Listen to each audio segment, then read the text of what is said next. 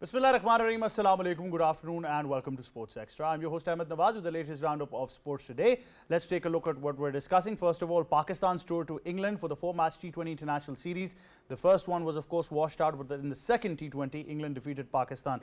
Pakistan could only muster up 160 to the target that they were given. There were, of course, notable performances, some positives, but definitely, I think there is a lot to work on now. So that's pretty adamant as well. Fakhar Zaman found some form. It was great to see Imad Wasim in stellar form, both with the ball and with the bat. And I think certain things need to be up the ante. Now, apart from those 160 runs, I would like to highlight that 77 runs were made by Babar Azam and Fakhar Zaman for the third and fourth wicket. That means that the rest of the team is something that we need to gel upon as well. And later we had a cameo from Imad Wasim and Iftikhar. So we'll talk about that as well in detail.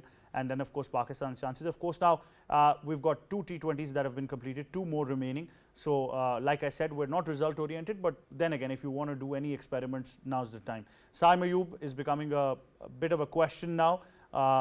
I was asked today once again about who's going to answer this question. I said the batting coach and the team management and the head coach now as well. I'm sure they're working on it. But the fact is that you keep on saying that one performance away, one performance away. I hope that performance is before 30th of June, not after that, because then it doesn't make any sense.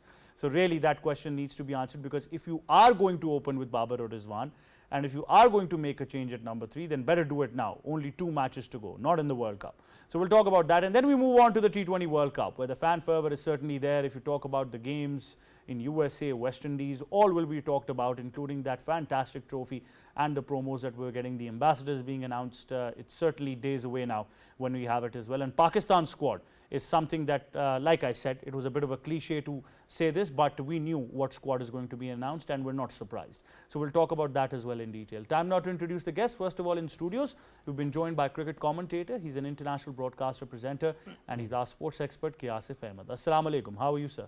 Walaikum assalam. I'm perfect, Ahmed. Thank you very much. We've also been joined by sports expert, a regular feature of Sports Extra since its inception, Mr. Ali Mehdi. Assalamu alaikum. How are you? Walaikum assalam. I'm very well, Ahmed. Thank you for joining us. We've also been joined by a cricket expert, Umar Khan. Assalamu alaikum, Umar. How are you?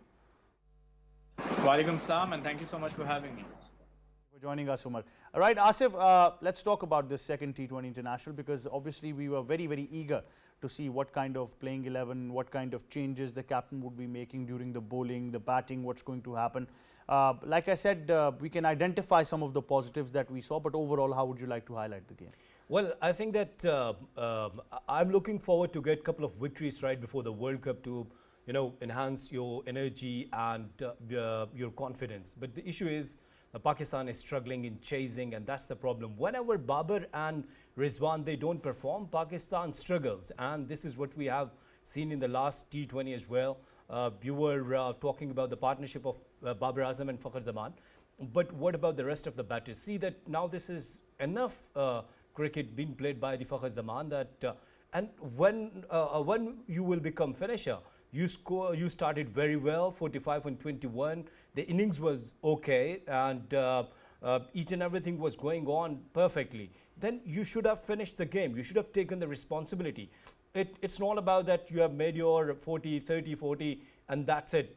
And then you're throwing your wicket easily.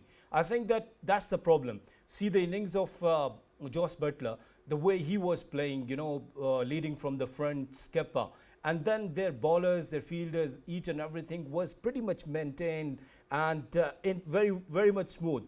But the Pakistan team was struggling. Once again, you know that you have talked about Saim Ayub, but I think that you should have mentioned the name of Azam Khan, that why he's in the squad. Everyone was talking about his sixes. This is Jofra Archer. There you will face Reece Topley. They won't spare you. They won't give you some easy deliveries to hit for the maximums. So I think that the problem is the Pakistani middle order. Once again, Babar and Rizwan, they aren't the problem of Pakistan. The problem is Fakhar Zaman is still is a problem with me, because I'm not happy with this 45 because Pakistan lost. You were talking about the stellar performance of Imad Wasim. After stellar performance, Pakistan didn't get the victory. That's the problem. If you are performing well with the bat, with the ball, then your team should win. If your team is not winning, I think then I cannot take your performances seriously. I was actually very glad that at least he bowled 4 overs. That was something that was missing. He was not being utilized to his full Ahmed, potential. I could understand that why you are happy, but you know that I'm talking about in the perspective of World Cup. No. Now, Me and you have the same opinion. If Yeah. you're batting there, Yeah. you finish the game. Otherwise, I don't care if you've scored 100. Yeah, We that's always very have. simple. Me and Asif always have this criteria that once you're on the wicket, there are no excuses. You got to finish a game. Yeah. If you're even if it's Babar Azam, if it's Sachin Tendulkar, Virat Kohli, if you're not finishing a game, Yeah. then that means you can score whatever runs you want. They're not of use to us. The way I think in the fashion that they lost their wicket, that was a time they should have won the game single-handedly. And I think that would have justified their comeback as well. All of Yeah. us would have gotten the answer. Yeah. But I'm glad that at least one confusion has been cleared. And that was something that I would proudly say I called it, and I said that Butler's going to open, and he's opening. So that means England have got a very solid foundation when it comes to their batting. Ali Mehdi, what's your thought on the entire process? Of course, we discussed Pakistan, but England have been fantastic as well. Now I want to start off with England too, and look, England are actually defending champions, and rightfully so the favourites going into this World Cup. And why? Because they've put all their cards in order. Everything is stacked. You talk about their bowling. I mean, bowling, they have 3 specialist fast bowlers. Chris Jordan, T20 specialist. Reece Topley plays T20. He's been playing it for ages now. Gives you that height, gives you that carry. Can be very difficult to face. Brilliant bowler. And then the enigma, the man himself, the one I saw, throughout the World Cup 2019, and I said he's going to win them the England World Cup in England. Jofra Archer's back, and he's firing on full cylinders. So, when it comes to pace battery, I don't think they get better than England when it comes to. And then on top of that, you have the spinners too. Liam Livingston, absolutely gunner on the field. He can come and bowl some overs. But then, you have the duo who've been doing it for years now in the form of Moeen Ali, who has this knack of picking up important wickets. And then at the same time, Adil Rashid, who's probably the best leg spinner when it comes to T20. So, their bowling is incredible. And then, like you mentioned, Ahmed, and I have to give credit because you have said it for a while that this Joss Butler needs to open the batting. That is his specialist position, and you saw it the other day that how he scored an incredible 80+ runs of 51 balls too. He was absolutely brilliant. Will Jacks, we saw him in the PSL. He's been brilliant too. He also came, and then on top of that, Johnny Bairstow. And yes, but the thing over there is that you've got a complete team over there. Yes, the middle order did not perform well, but the top order fired, and then their bowlers actually did their bits too. So they've got all bases covered. Whereas when Pakistan, it was a day when there was some confusion. We didn't know which players were playing. People don't know their roles. So the thing is, they need to adapt quickly. They need to adjust quickly because, Ahmed, in about 14 days' time, we're going to be playing our first match. In fact, in 10 days' time, we're going to be playing our first match at the T20 World Cup. So we don't have any time. And out of all the teams, we've got the most practice going into this. Playing against Ireland, playing against New Zealand at home, and now playing against England. We've got to settle down very quickly and get our best 11 because there's really no time, and we've got to hit the ground running. Certainly. Umar Khan, your analysis of this game, and obviously I think this is now the moment where you've got 2 games remaining only. So whatever you want to experiment with, whatever you want to change, now's the time rather than seeing it in the first round of the World Cup. Well, first of all, I think Pakistan did a fairly good job with the ball because I was expecting 200+. They stringed them down to 180. It could have been 172. In the end, they leaked a bit of runs. But there are a few positives. What I try to see is the positives alongside the negatives because that's how you learn and that's how you correct yourself in the following games. I think the bowling was better. Like Amir was good, Shaheen was really good at the end. The middle overs, then again, we leaked a few runs. Shadab, as we were mentioning on the last game, he gave 31 runs in his first 2 overs. And I think that changed the momentum. The point is that in T20 cricket, it's all about momentum. You get 2 wickets in an over, the pressure goes to the batting team. You get 2 sixes in an over, pressure goes to a bowling team. And even after the chase, when the chase started, Pakistan were on track. Even when Iftikhar was on the crease and he started striking the ball, we all had hopes that Pakistan will win it. But as my fellow said here, the main thing is that you have to finish the game. And Pakistan, for a while now, are getting close but unable to finish the games. I rate it as 3 different things. One is a skill set, one is a mindset, and then a little bit of luck. We have the skill set, but the mindset is what we need to work on.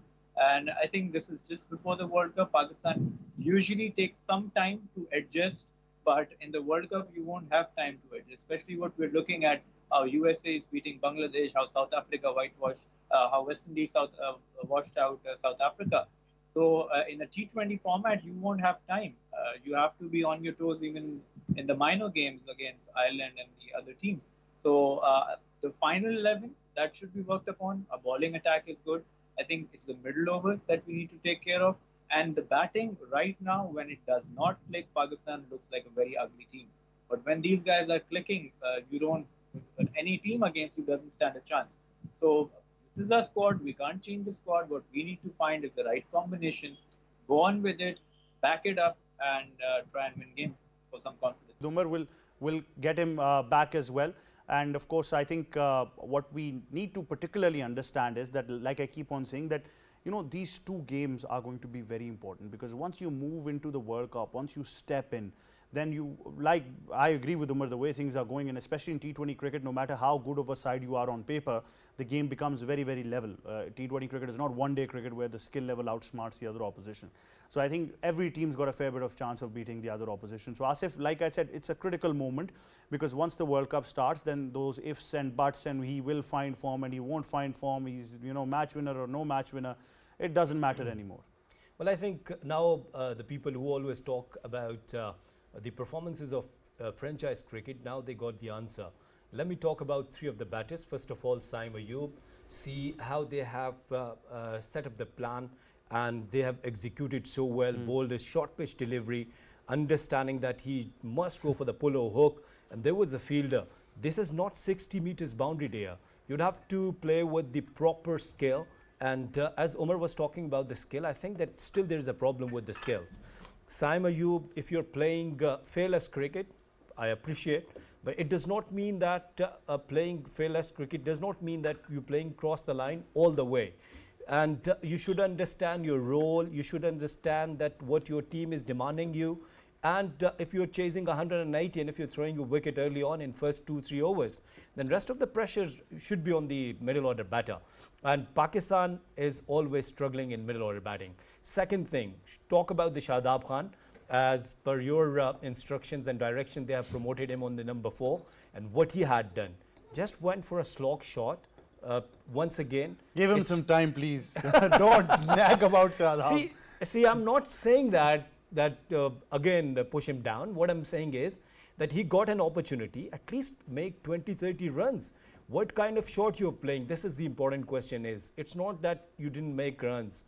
The problem is your mindset. Again, you went for a big shot and that was a straight catch. Again, see, this is not 60 meters boundary here. And these are not the bowlers who are bowling you in the club, in the domestic cricket, in the Pakistan Super League. They're the top-notch bowlers. They do understand that where you could go for miss shot, and they have done superbly. Credit goes to the management of the English team, the way they have, worked out on the Pakistani batters, their problems.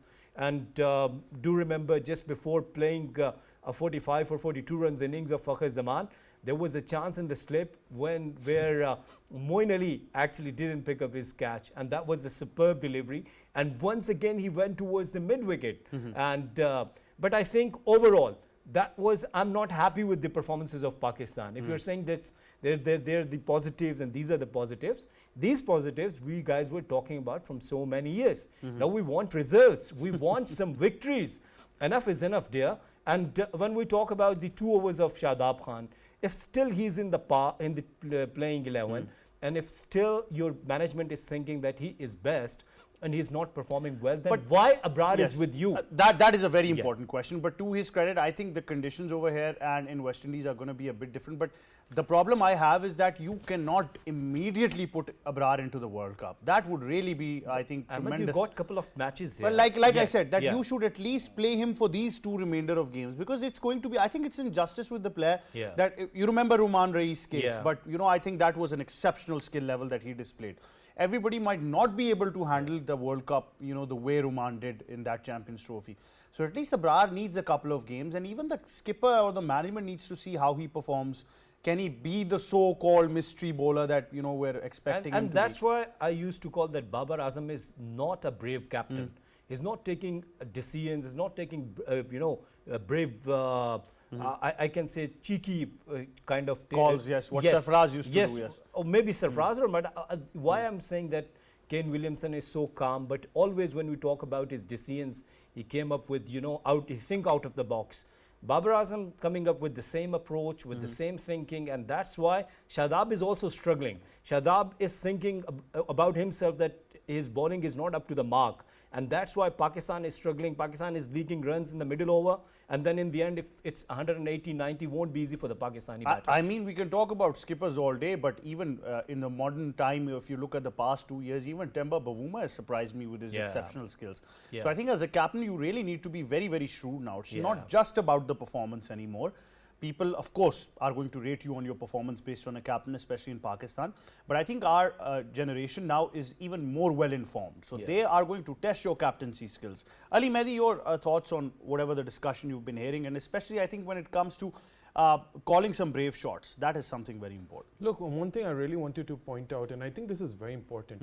Ahmed, I've been thinking about this for the past 2 days, and that is that we live in an age of information technology, data, science, everything.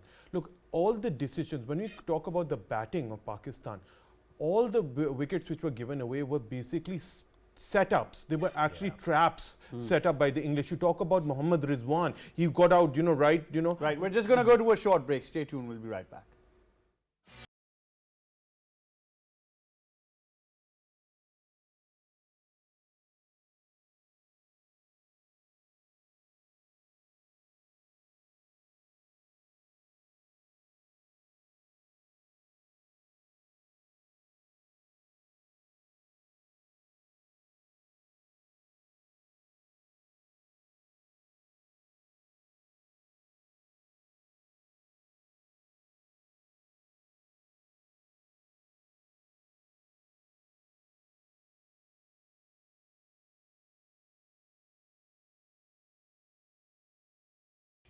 And welcome back to Sports Extra. Now, like before the break, we were discussing about Pakistan's tour to England and how the remaining 2 matches need to be taken very seriously in terms of your combinations and your skill level. But also, I do believe, as my guest also said, that winning is also something that is required. To make winning a habit is how you win tournaments, and you need to carry that confidence. You don't want to be shaken to your core once you move on to the World Cup. And then, of course, you've got all kinds of diversity coming to cricket. Teams like the Netherlands, USA, Scotland for that fact, Ireland have always been good. Afghanistan are brilliant. I mean, anything can happen. And that's why you need to be prepared for every eventful outcome. And that's why, Ali Mehdi, I think we will talk about the concept of whether you like it or you don't like it, you still need to make some rotations in your bench strength. It's very important, and you have to use your full squad. We talk about any sport for that matter, football, volleyball, any of these. You have to use your bench strength, and that's why I think bench is important. And you guys were just mentioning a little while about Abrar. I mean, we have to use Abrar for the next 2 matches. It doesn't matter because look, Shadab is not performing. We have criticized him for a while. He's a match winner, yes, for Pakistan, but he has not been performing. If you're going to leak 55 runs in 4 overs, then I'm sorry, he should not play, because those 55 runs can actually easily make you lose a match. Give Abrar a chance, because look, he is going to be your trump card going over there. We know he's a mystery spinner. He hasn't been given much of an opportunity when it comes to white ball cricket. Play him, because when we go to those low surfaces, low skidding surfaces in the West Indies and the USA, we'll need him quite a bit. So I think we should go with him. And one thing we were talking about positives and negatives. One positive was that Imad Wasim was brilliant the other day. 2 wickets, 19 runs, 4 overs. That's one positive sign. But on the other side, one thing which is really, we've been talking about the middle order, but that spinning department, I know we've spoken a lot about it, but we need to raise these alarm bells, because your spinners are going to be so important going into this World Cup. We talked about the squad, which we're going to talk about in a little while for the T20 World Cup, but because it's pace heavy, it is a bit of a worry, because if your spinners are not, up to the mark, then in these sort of conditions, you really are going to suffer. Absolutely. I think that, the conditions will matter. It's a pretty long World Cup. You're playing in 2 different continents. That's going to matter as well. If you're playing in USA, then you move on to the West Indies.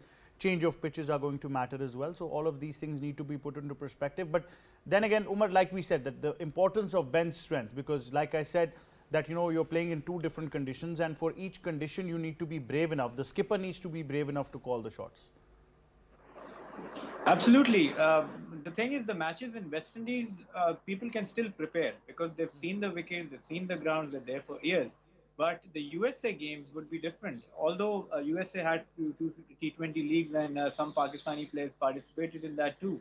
But these pitches would be a question mark. They are drop-in pitches. We're expecting that they'll play as welters, but the cricket ground dimensions are also unknown. That usually what we see in USA are baseball fields and rugby fields and what they call football fields. So we'll have to see how the dimensions are, and that plays a huge role when it comes to the spinners bowling. How long is the boundary? What is the short side of the ground? Pakistan overall, I think they're very unpredictable, and that also goes to their strength because you can't plan against the unpredictable. That's why Pakistan has shocked many teams many times, but most of the time they shock their own fans by their poor performances. Coming back to the Babar captaincy that you were discussing about, what I have noticed, I might be wrong, is he goes by the book. He has a set plan which he brings out from the dressing room, and that's what he sticks to. If he needs Shaheen to bowl the last 2 overs, if Pakistan gets early wickets, he won't bowl out Shaheen for the 4 overs, and so on and forth. T20 cricket is such a fast, rapid changing game. It's like a high octane game where you have to improvise. If you look at all the successful captains in T20 cricket, the number one is Mahendra Singh Dhoni.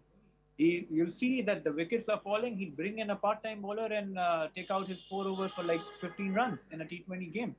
You have to improvise. You have to switch. You have to make good decisions, quick field changes, quick bowling changes, and even shuffling of the batting. So this thing, when it pays off, it looks very nice. When it does not pay off, there's a lot of criticism. But we have to be brave. We have a good squad. We have good players. And what everyone says, just one game, one click. But as my fellow said, it's been too long. We haven't got a trophy. We're making to the finals, but the frustration keeps adding on that we just can't finish the games. Certainly, I think the role of the management is very important over there. Asif, one particular thing that has also been making news sensations right now in the past 24 hours is where Shaheen Shah Afridi was supposedly offered the vice captaincy, which he declined. So I don't know where things are going, but in the World Cup. PCB has issued a press conference and they said that nothing like this. Yeah, nothing like this. Yeah, this is what happens in Pakistan. Well, I think I'm not talking and now I'm not going into the past that what happened, why they brought Babar Azam. I think that you and me, we're on the same page that we don't agree with this decision. But now this is Pakistan and we are supporting Pakistan cricket team. The problem is that, as Umar was saying, that unpredictability is the problem with the Pakistan. Sometimes they shock fans, sometimes they shock opposition. The problem is most of the time they shock their fans. So now in this tournament, now what we are expecting to play with the positive approach, fearless cricket, and that this is what we had done in the past. When we talk about that the Pakistan played final against England. And Pakistan played a very good cricket in that tournament. Now the problem is that we do not have proper playing 11. That's the big problem, guys. I'm telling you that we are still struggling and we're still finding a proper spinner.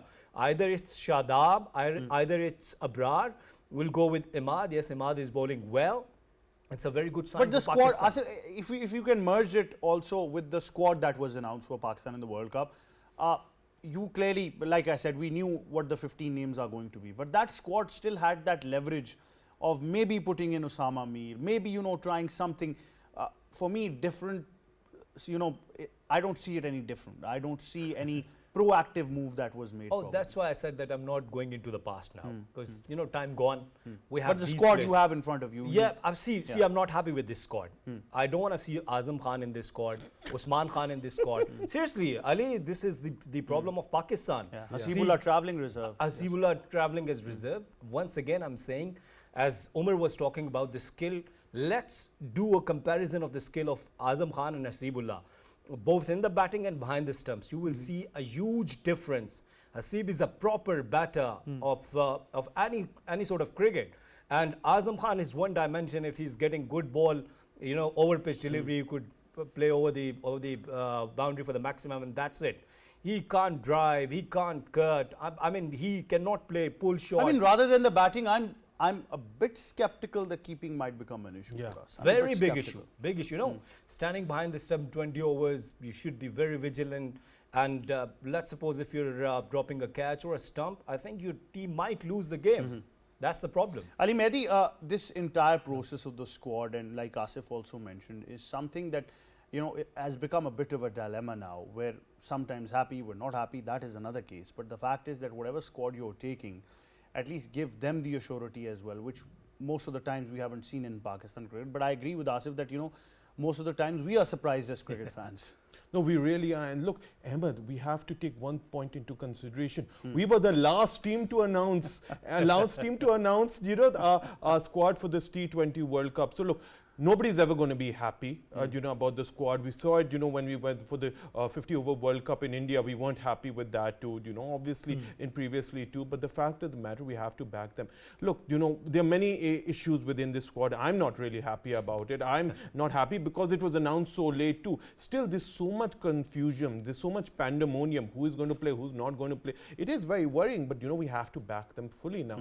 You know, the thing is, you were talking about Azam Khan. I really want to bring this up. I actually feel very bad for Azam Khan too, because he's going to be under so much pressure going into it. This is a make or break World Cup for him. This is a make. If he doesn't perform, this could be the end for him. And I know in his young career, this could be the end. But the reason being is because, look, you know, whatever you may say about his skill ability, he is a one-dimensional player. And whatever we say, whether we criticize him or not, you know, the weight will always be an issue. And his, you know, his keeping behind the stumps is so important in a T20 cricket. You know, like all, you know, the format, your keeping is so important. And if you're not going to have Rizwan over there and you're going to put him over there, then you really, you know, he has to click. It doesn't matter. He might be one-dimensional. He has to get the runs and he has to finish off games. But Ali Mehdi, we should thank the ICC for, you know, restricting it to 15 names per side. Otherwise, we would have been discussing 3 more names. So we don't have, you know, that courage anymore, I think. No, we don't have that courage. And, you know, the fact of the matter is that, you know, him and Usman Khan, they're going to be talked about for a long time. So they're going to be under so much pressure. And they really will need that team psychologist to help them along the way, because, you know, it's make or break for both of them. You know, you talk about the other players, you know, proven players, but these 2 players have to perform well.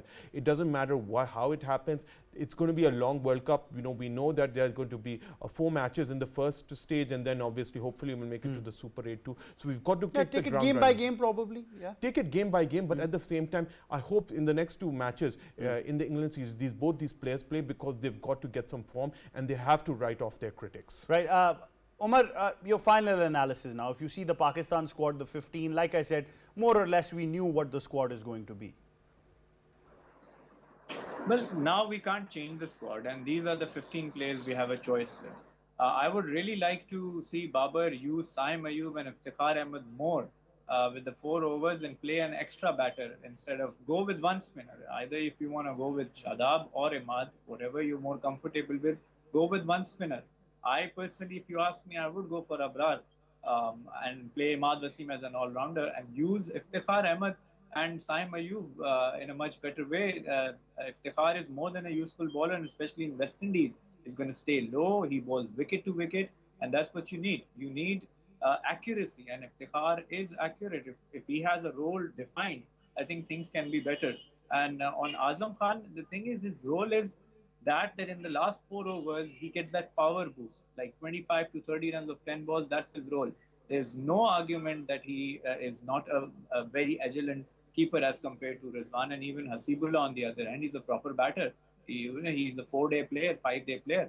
There's no comparison. But what we have right now is every player should have their role defined. If Asaim is opening, his role is to play a quick power play and go as long as he can. Babar's role is to keep the team together and go till the 12th over, and then we have the powerhouse to finish. So if half of our players fulfill what the role they're defined to, I think Pakistan results would be much better. I have a very positive vibe. I think Pakistan is like a diesel engine. They start slowly, they get into rhythm, and when they announce themselves on the game, every other team takes a back foot. So I'm hoping for good. First few matches would be a bit rusty. That's what I'm expecting. But then again, Pakistan will hopefully shock the opponent, not the fans. Certainly, we hope so. Thank you very much, Umar Khan, for joining us on Sports Extra. I would like to agree with the diesel engine part, but I mean, don't start your engine when the race is already over. So I don't want that to happen, because this time I think it's going to be all guns blazing for every team. A T20 format is like that. But K. Asif and Ali Mehdi, thank you very much for joining us. The squad is there, obviously, but I agree with my guests that these are the 15 that are representing Pakistan now. So, of course, we want to wish them all the best, and we pray for their success, and we support them at this juncture as well. But we want the best for Pakistan as well at the same time. On that note, that's all we have time for. From me and the entire team, it's goodbye for now.